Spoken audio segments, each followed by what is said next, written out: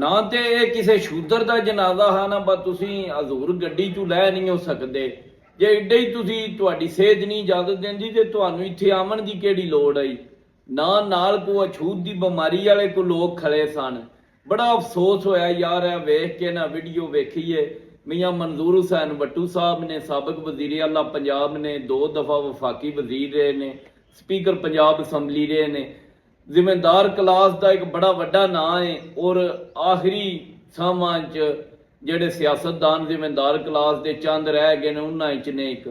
लेकिन बड़ा दिली तौर पर अफसोस होया इन्हां दियां इन्हां हरकतां दी वजह तो जिम्मेदार क्लास नाल आवाम नफरत कर गई है भाई एक आम इंसान नूं इंसान ही नहीं समझते।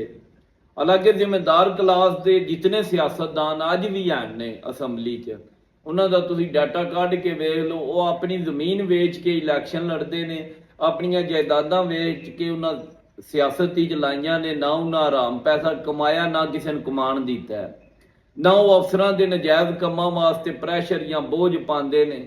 लेकिन उन्होंने ना कोई एक मखसूस जड़ा उन्होंने ज़हन है ना जगीरदाराना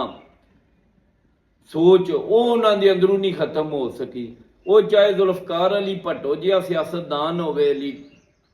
उहदे अंदरों भी जगीरदाराना सोच नहीं खत्म हो सकी या मियां मंजूर भट्टू साहब होवन या होर भी जड़ा जिम्मेदार क्लास का सियासतदान है इन्हां दियां इन्हां हरकतां दी वजह तो इन्हां लोग वोट देना छड्ड गए ने। हुण भी मसूफ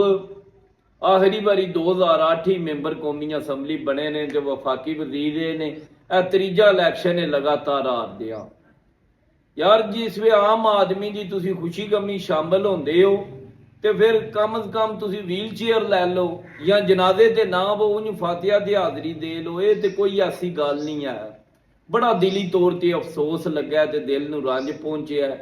बस एक आम इंसान नूं इंसान ही नहीं यार समझते ना तो तुसी कोई खुदाई मखलूक हो ना। बड़ा अफसोस होया दिली तौर पर।